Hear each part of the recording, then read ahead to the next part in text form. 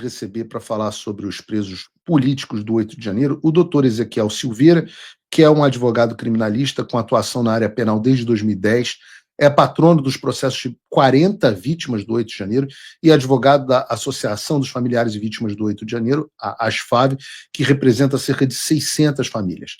Além dele, eu recebo também a doutora Carolina Siebra, que é advogada criminalista, mestranda em Direito Constitucional, advogada também da Associação dos Familiares e Vítimas do 8 de janeiro. Ambos já foram longamente entrevistados por mim, pessoalmente, aqui nos Estados Unidos, uma entrevista que está aqui no canal Paulo Figueiredo Show, onde é uma entrevista na qual eu literalmente choro, porque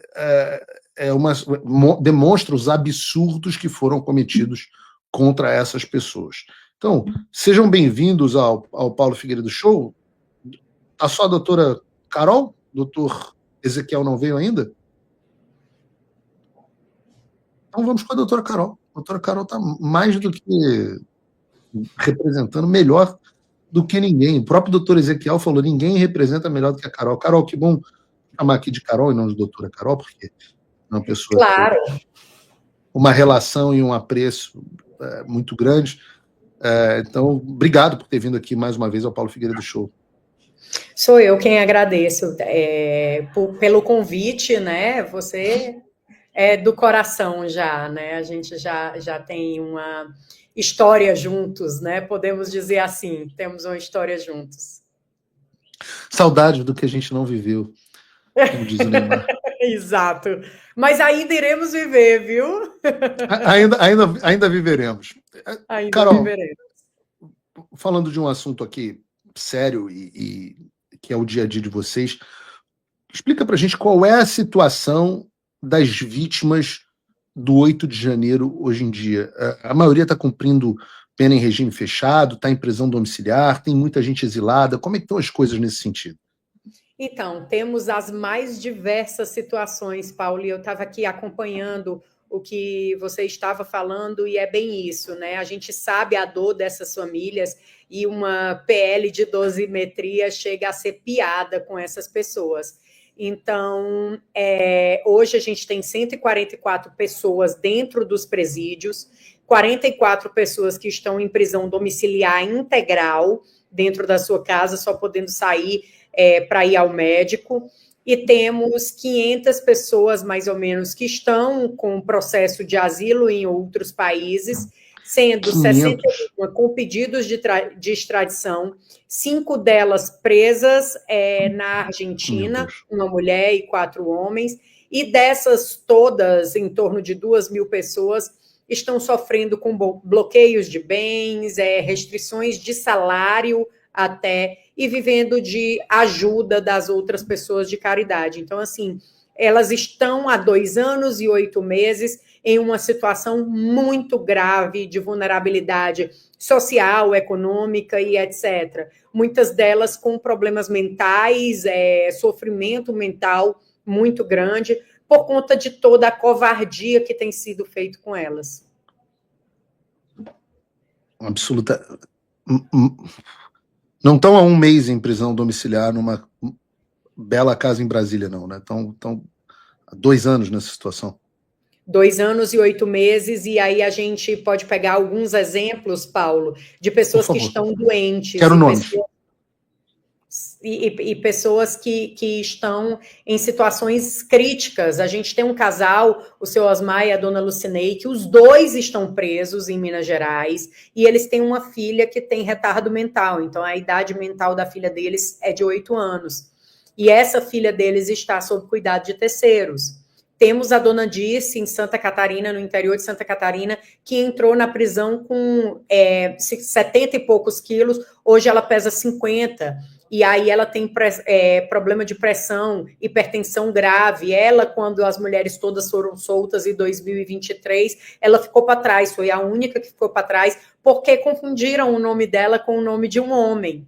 Então, assim, são pessoas... A Vanessa, eu posso trazer o caso da Vanessa de Ji-Paraná, que tem 6 filhos, o mais velho dela deve ter 12 anos, salvo engano, e o salário dela de servidora pública está bloqueado porque o marido dela participou dos atos do 8 de janeiro. Então, assim, são várias situações que não se compara a uma prisão domiciliar por um mês ou um mês e pouco, dentro de uma casa com todo conforto, recebendo visita. Essas pessoas, inclusive as que estão em casa, só podem receber visita de parentes e dos advogados constituídos nos autos. Toda vida que um cliente meu vai ao médico, eu tenho 48 horas para juntar o atestado. E já aconteceu dele ir ao médico, o médico não está lá, faltar por algum problema, e a pessoa lá não emitir atestado porque o médico não estava. E aí ele ficou desesperado, ele entrou num pânico absoluto. Daí você tira o sofrimento mental dessas pessoas e o sofrimento de vulnerabilidade financeira também. Eu queria saber um pouco sobre a situação destes que estão exilados. Eu não tinha ideia de que eram 500 exilados nesse momento. Como é que essas pessoas, onde estão essas pessoas, como elas sobrevivem? É isso, Paulo. É importante traçar também a história dessas pessoas, porque são pessoas que estão passando também pelas mais diversas necessidades. Imagina só você ir sem nenhum real no bolso para outro país tentar a vida e mesmo assim ser colocado em uma lista com pedido de extradição, sabe? Então, assim, elas não podem trabalhar, algumas delas não podem trabalhar por conta da condição de estar com o nome numa lista de extradição completamente de forma ilegal, e aí elas sobrevivem também da caridade das pessoas. As que podem trabalhar fazem os mais variados bicos que você imaginar, mas as que não podem estão passando por extrema necessidade financeira e social mesmo. Não é fácil você estar em outro país que não fala o seu idioma e que você precisa ali educar aqueles que foram com filhos, porque tem gente que foram com filhos pequenos, tem que educar aqueles filhos em uma escola, tem que ir atrás de saúde também, e a saúde pública, ela não é essas coisas todas em alguns países aqui da América do Sul. Então, assim, são pessoas que estão passando por extrema necessidade, mas a gente sabe que são pessoas que estão convictas de que elas precisam da anistia ampla, geral e restrita, mesmo passando por todo esse sacrifício e toda essa necessidade, porque, afinal de contas, são 2 anos e 8 meses de sofrimento. Uma dosimetria da pena não vai trazer para eles de volta o que eles viveram no passado e o que eles estão vivendo agora no presente e sendo punidos para um futuro. Então, assim, não tem como a gente fazer acordo para diminuir pena e etc., se a gente já sabe o que essas pessoas sofreram e que vem sofrendo. Incrível a coragem dessas pessoas. A gente trouxe aqui recentemente, no Paulo Figueiredo Show, uma pesquisa que foi realizada pelas FAV, que mostrou que a ampla maioria dos presos políticos do 8 de janeiro, das vítimas, né, e os seus familiares também não aceitam anistia light, dosimetria, falando como pessoas que acompanham de perto essa situação, você especificamente, Carol, como é que está o espírito dessas pessoas em relação a isso? E por que elas não aceitam algo diferente dessa anistia ampla, geral e restrita? Então, Paulo, é como eu disse, né? Elas já estão há 2 anos e 8 meses sendo punidas. Punição, elas já tiveram. Então, o que é que você vai diminuir pena dessas pessoas, achando que você está fazendo um bem, porque elas retornariam ali para casa e etc. Se houvesse justiça mesmo, e eu falei isso ontem para o Paulinho da Força, se houvesse justiça, a gente não estava pedindo anistia. A gente tinha discutido no tribunal, tinha resolvido nossas questões lá, e estava todo mundo respondendo pelo que deveria responder, ou se precisasse ser absolvido, que estivessem absolvidos. Agora, a gente não aguenta mais tanto sofrimento e tanta dor. É por isso que essas pessoas, elas demonstram mais uma vez resiliência, mas elas demonstram nessa pesquisa não só resiliência, mas atos de compaixão também, porque na pesquisa eles incluem que 86% mais ou menos aceitariam que o Alexandre de Moraes fosse anistiado também para que elas tivessem uma anistia. Então daí você vê a resiliência delas em aguentar a dor que estão aguentando e a compaixão para com quem feriu e quem machucou elas e a família delas também. Então, assim, como é que depois de 2 anos e 8 meses de sofrimento, de luta, de dor, de bens bloqueados, de família passando necessidade, de pessoas perdendo a sua dignidade, pessoas que trabalharam a vida inteira para ajudar a manter esse país aqui,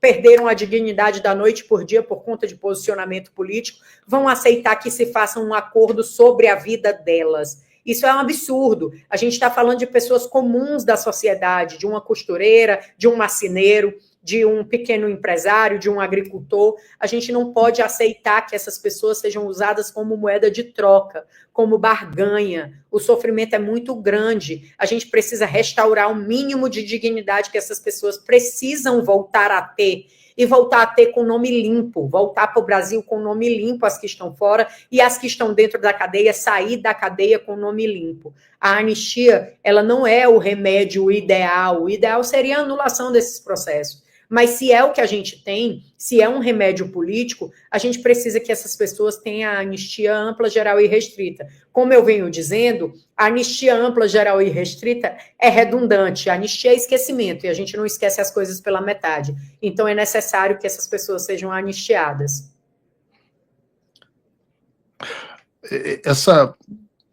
Você disse agora, doutora Carol, que teve com o deputado Paulinho da Força, que é o relator do PL da anistia das câmaras dos deputados, e que muitas pessoas tiveram a oportunidade de mostrar a ele a necessidade dessa anistia, como você disse, ampla, geral e restrita. Como é que foi essa reunião? Vocês saíram dela um pouco mais otimista? Então, Paulo, eu sempre sou otimista, né? Eu insisto em ser otimista. O que aconteceu? Foi uma reunião da bancada do PL com o Paulinho da Força. E eu fui convidada para essa reunião para passar a situação das famílias do 8 de janeiro. E eu falei para ele exatamente o que eu falei para você agora. A gente está precisando de misericórdia, não é mais justiça, né? É muito difícil a gente esperar a misericórdia do deputado Paulinho da Força, mas a gente é cristão, então a gente acredita em Deus e um Deus de milagre, né? Eu consegui explanar para ele toda essa situação de vulnerabilidade das pessoas. Foi pedido a ele que ele fizesse visita de familiares ou mesmo dos presos, e aí elenquei 3 casos ali dos casos que a gente tem listado como mais grave, 3 idosos em São Paulo, porque ele pediu que fosse em São Paulo, para que ele visitasse. Um desses presídios, onde estão 2 deles, existem mais 3 ou 4 pessoas que, inclusive, estão com progressão de regime a ser analisado pelo ministro Alexandre de Moraes, já deveriam ter progredido em abril, e o ministro não analisa, né? Se fosse qualquer um... Achei que ele queria dosimetria, né? Estava simpático a dosimetria, não faz nem progressão de regime? Pois é, exato, ele não faz nem a progressão de regime e fala em dosimetria, né? Então, assim, não tem nem sentido lógico e não tem nem sentido jurídico essa questão de dosimetria que eles falam aí. Se eles dizem que a anistia é inconstitucional, imagine uma dosimetria. Mas o que eu senti dele? Que ele iria visitar essas pessoas, e para mim o que é muito importante é que quando a gente tem conhecimento dos casos, quando a gente olha nos olhos das pessoas, a gente consegue enxergar muito além do que esses números nos dizem, do que o número de 144 pessoas presas, de 44 em prisão domiciliar. Quando a gente conhece a história dessas pessoas, a gente tende a se sensibilizar. Mas isso daí a gente conta para quem tem coração. Talvez ele não tenha, mas a gente pode esperar que sim, que ele vá, que ele conheça as pessoas, conheça as histórias, e se deparando com isso, ele aquebrante o coração dele e veja que essa história de dosimetria só existe em contos de carochinha e para boi dormir.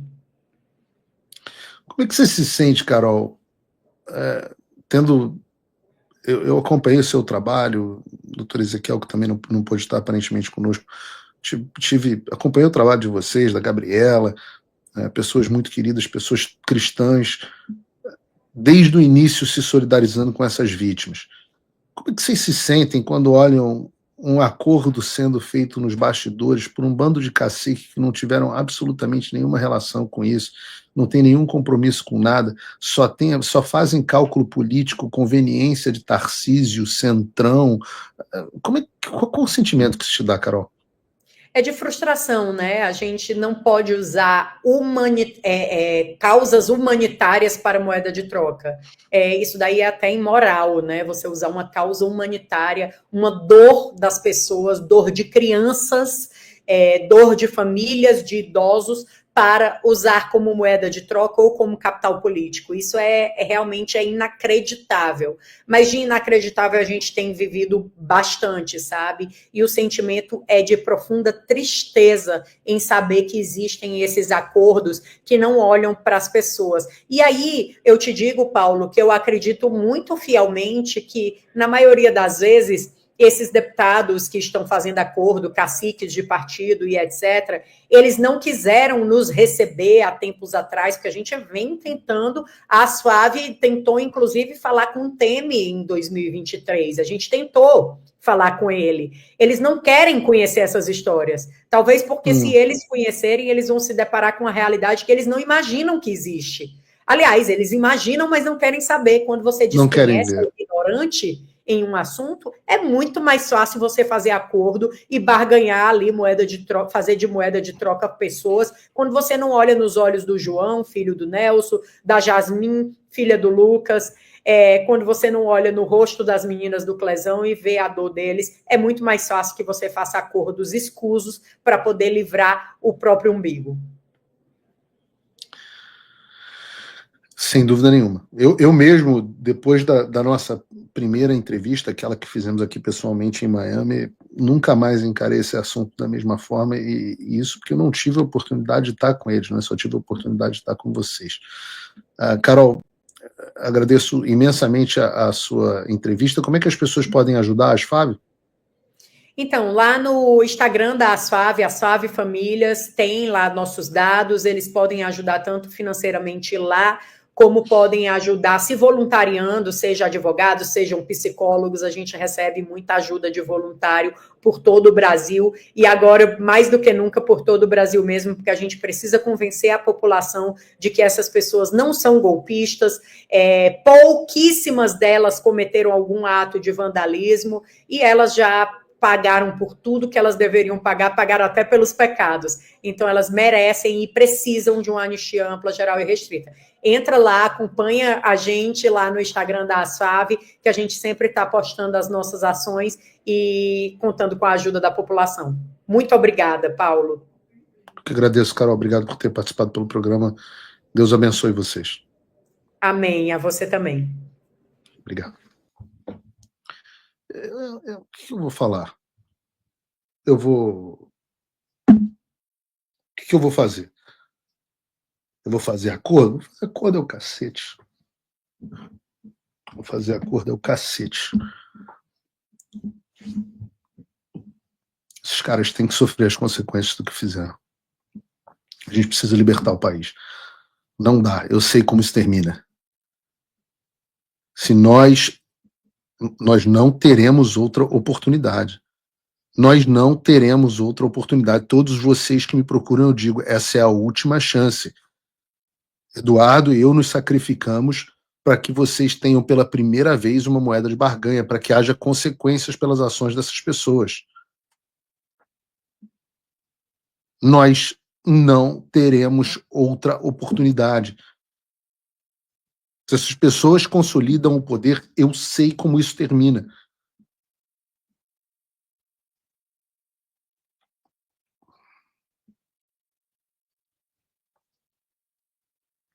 Eu sei o que tem no coração dessas pessoas. Vocês sabem o que tem no coração dessas pessoas? Vocês sabem o que elas querem? O que elas fariam conosco se elas tivessem a oportunidade? Ou quando elas têm a oportunidade? Perguntem à família do Charlie Kirk. Nós estamos lidando com pessoas malignas. Nós estamos lidando com o espírito de Caim. Nós estamos lidando com Satanás. Isso não é necessário demonizar essas pessoas, porque elas já se comportam como demônios. Vejam, hoje eu tive que começar a desmentir os rumores sobre a minha própria morte. Vejam esse perfil na internet que começou a espalhar isso. Aliás, esse cara é muito bonito. Se eu fosse gay, esse cara aqui. Mas o que diz o tweet do gênio? Urgente, o povo está falando que Paulo Figueiredo foi encontrado morto nos Estados Unidos. Olhinhos e olhinhos. E o que impressiona, deveria impressionar por si só, mas não é uma página no X noticiando a minha morte. Afinal, eu por um acaso sei que é mentira, porque eu acho que eu estou vivo. Mais vivo do que muitos dos que estão aí comentando. O pior de tudo não é isso. É quando você lê os comentários e vê a quantidade de ódio que a turma do amor, da consciência social, a turma contra o discurso de ódio propaga. Vejam, o @mombasco, Paulo Momba, pelo menos se livrou da papuda. O Henderson Costa, @HCosta Bentes, disse que, infelizmente, é mentira. Infelizmente, eu não fui encontrado morto. O Chico Sancho, por sua vez, escreveu que, infelizmente, é mais uma fake news da extrema-direita. O que é engraçado, porque eu não vi ninguém da direita dizendo que eu tinha morrido. O André FBL disse que duvidava, porque nós não tem essa sorte. A sorte de eu morrer. E quando você entra no perfil dessas pessoas, rapidinho, você encontra algo que demonstra a hipocrisia desses. A minha equipe fez isso em 2 casos. A Má, @loucacosta, respondeu o post sobre a minha suposta morte, dizendo que coisa boa, a minha morte, não acontece. Mas no perfil dela eu achei um post dizendo que ela não conseguia celebrar a morte de alguém e que não era igual à direita. Ué, Má, Loucacosta, você está dizendo que coisa boa não acontece, que minha morte seria coisa boa? Quem também fez isso foi o Rubens Tescari, @TescariRubens. Aliás, com nome e sobrenome assim fica bem mais fácil de encontrar, Rubens. Muda esse teu nome aí no seu perfil. Que ele disse assim, maravilha, tomara que seja verdade que eu tenha morrido. Um lixo a menos no planeta. Mas no seu perfil, Rubens, tem um post criticando os médicos que estavam desejando a morte do Lula. Segundo ele, esse tipo de coisa só acontece no Brasil. E por que eles não podem, mas você podem, Rubens?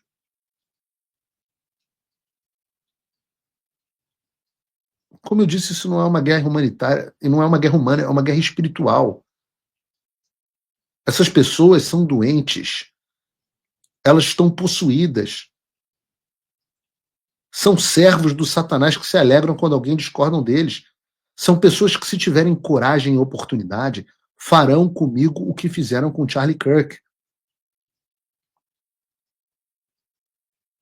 Agora, é claro que a minha família fica... Eu nem mostro aqui o quanto de ameaça de morte que eu recebo, o quanto de ameaça, porque eu já estou acostumado, são muitos anos. Mas quando eu vejo uma postagem dessa, é óbvio que a minha família fica aflita. O YouTube resolveu mostrar para minha filha de 10 anos o vídeo do Charlie Kirk tomando tiro. E ela sabe que eu tinha uma relação com o Charlie Kirk e sabe que o Charlie Kirk fazia era parecido com o que eu faço. E ela fala, papai, eu não quero que você saia na rua, porque eu não quero que aconteça com você o que aconteceu com ele. E eu falo, filhinha, nessa família nós não nos escondemos. Papai está seguro. Mas mesmo que ele não esteja, ele vai continuar fazendo o que tem que ser feito. E ver todos esses servos do diabo desejando a minha morte, por outro lado, me traz confiança. Confiança de que a gente está criando o caminho correto. Porque é nosso Senhor Jesus Cristo que diz que nós vamos ser presos, perseguidos, odiados e até mesmo mortos por conta do seu nome. E esse é o testemunho que eu guardo com alegria. E a minha resposta a cada um dos servos do Satanás é muito simples. Vocês vão estar nas minhas orações hoje à noite.